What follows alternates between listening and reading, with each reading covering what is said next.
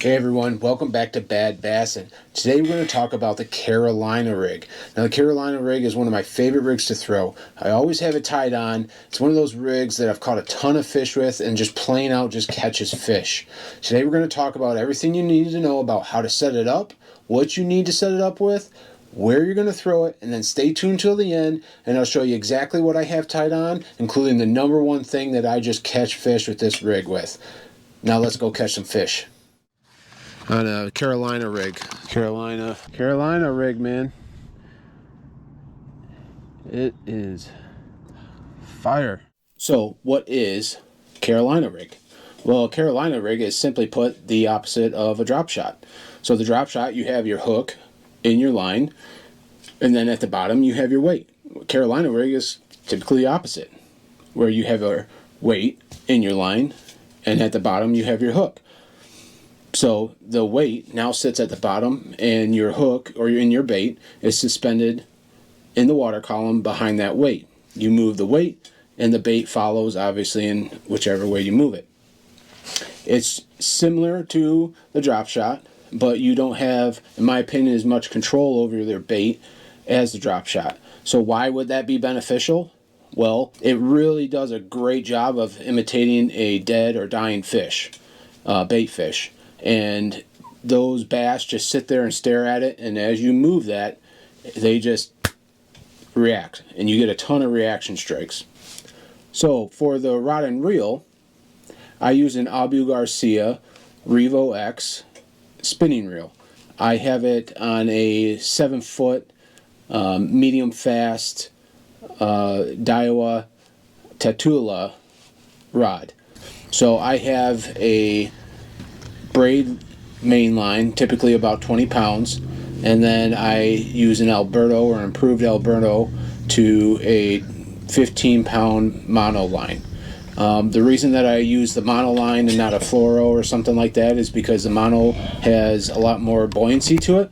So when that bait is in the water and that weight is on the bottom, that causes it to just have a little bit more buoyancy, and it kind of suspends it in the water column just a little bit better. Now when it comes to the weight, I like it free flowing.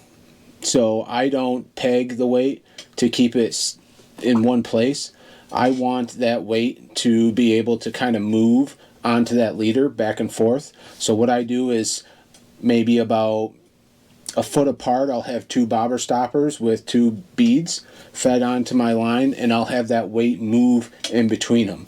And the reason being is that when I'm casting, the force of me casting keeps that weight back as far as possible where I have my stopper at.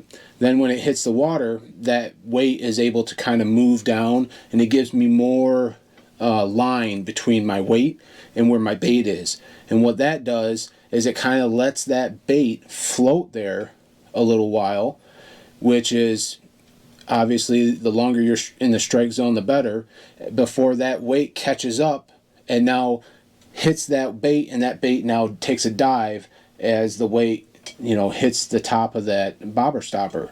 So what it looks like to the fish is you have a suspended floating fish that's dying, and then at the last second it darts towards the bottom.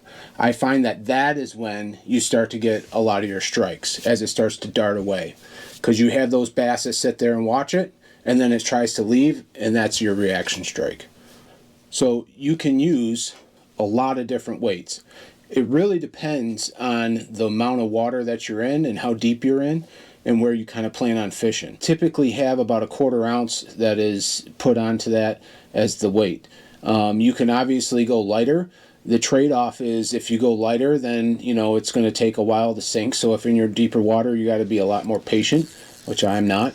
But if it's heavier, it's going to sink faster, but you're going to kind of lose a little bit of the ability to feel the line as much because that weight's so heavy. So you have to be really careful with that, because if you get a light strike, it's going to be a lot harder to feel it when you have a heavier weight than if you had a lighter weight. When it comes to the distance between the weight and your hook, it's really dependent on, one, personal preference, and two, how much water you plan on being in and where you're fishing it at. So for me, I typically fish the Carolina rig in about 8 to 10 foot of water minimum, and about a maximum of 15 foot. I like the versatility of the 1/4 ounce, like I mentioned before, so it gets me down in that 15-foot water pretty fast. I have a lot to work with.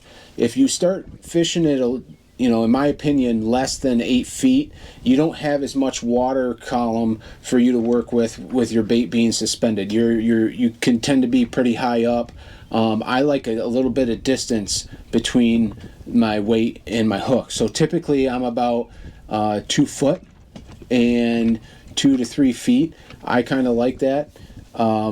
Again, it's all on leader, so it kind of gives me a little bit to work it with. If I get bit off by a pike or something like that, I can retie and I still have a decent amount. I kind of want that suspension in the water column and then dive once that weight hits that bobber stopper and it takes the rest of your line with it to the bottom. So where do you want to fish this Carolina rig? So I'm looking for underwater structure. I'm looking for points. I'm looking for sharp drop-offs. Again, like I said, I'm looking for anywhere between 8 to 15 foot of water that you're going to have some suspended fish in. Not too much deeper than that, but I want underwater structure. I'm not going to be in heavy vegetation. If you're too shallow, then you're not really going to get the action out of it. You're not going to get the suspension in the water column. You really have two ways kind of that I fish it, right? So the first way is you can drag it. Then you kind of have that bait stopping and then darting, stopping, darting, stopping, darting as you drag, pause, drag, pause. Typically the way I really like to fish it though is I like to pop it. So what I want to do is once I cast out, I let it sit on the bottom and I count to 10 or 15 or seconds or whatever it is, depending on how much water I'm in, and then I pop it.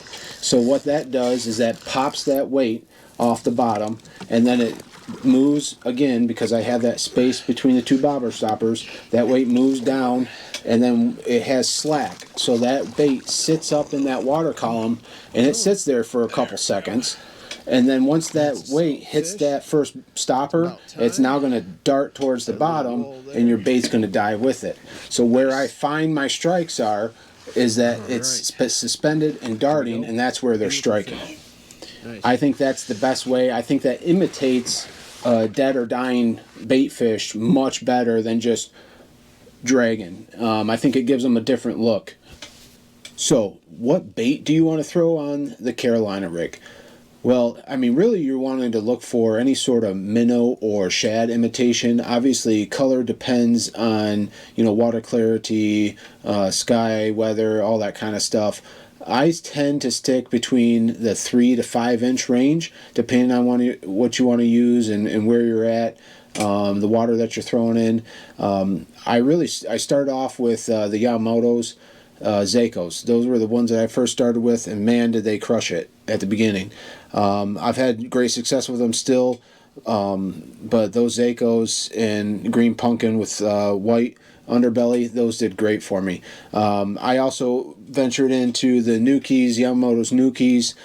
Those are great as well. And the Fat Ica. The Fat Ica just has a great presentation in that tail, kind of the way it swims and shimmers like that.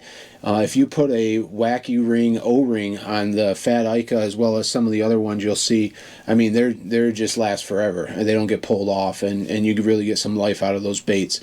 I also moved to big bite baits as well. The swimming kamikaze swimming. I mean, that one is a great bait. I use that on some of my underspin as well. Those are great baits.